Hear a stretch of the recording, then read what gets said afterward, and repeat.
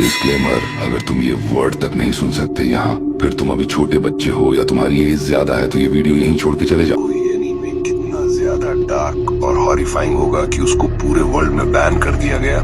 जी हाँ गाइस, इस anime world में एक ऐसा एनीमे भी एग्जिस्ट करता है जिसको पूरे वर्ल्ड में इंक्लूडिंग जापान तक में बैन कर दिया गया है।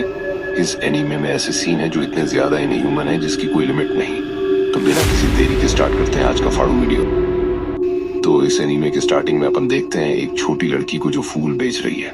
हाँ, याद रखना ये वही लड़की है जिसकी अब जिंदगी लेने वाली है। बाय द वे, इस लड़की की उम्र 12 साल है। तो वापस अपनी एनीमे पे आते हैं। तो जब ये लड़की फूल बेच रही होती है तभी वहां पे एक स्ट्रेंजर आता है। वो आदमी उससे पूछता है उसके पेरेंट्स के बारे में। तो वो लड़की बताती है कि उसके फादर की डेथ हो गई है और उसकी मम्मी बीमार है। तो वो आदमी उसको एक जॉब ऑफर करता है और वो लड़की खुश होकर अपने घर जाती और अपनी मम्मी को बताती है। तभी वो देखती है कि उसकी मम्मी को चूहे लिटरली में उसकी पूरी नीचे की बॉडी खा रहे होते हैं। उसके बाद वो लड़की सीधा उधर जाती है जहां का पता उसको स्ट्रेंजर ने दिया था।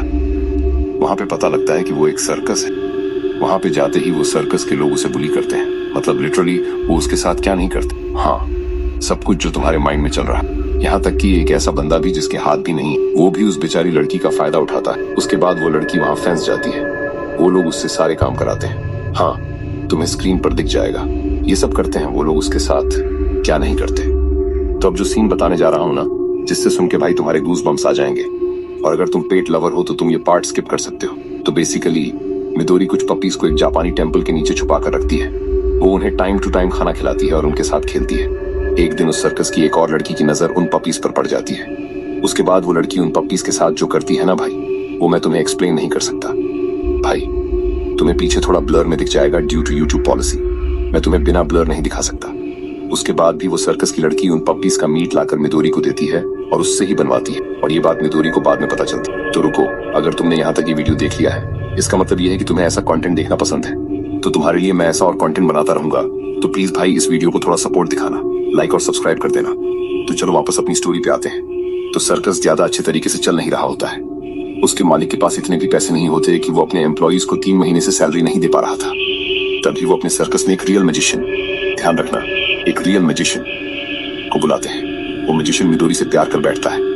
उसके बाद वो दोनों शादी कर लेते हैं। और भाई, ये मैजिशियन है ना, इसकी उम्र अराउंड 40 होगी और मिदोरी अभी 12 साल की है। उसके बाद से उस सर्कस का कोई भी बंदा मिदोरी को इतना परेशान नहीं करता।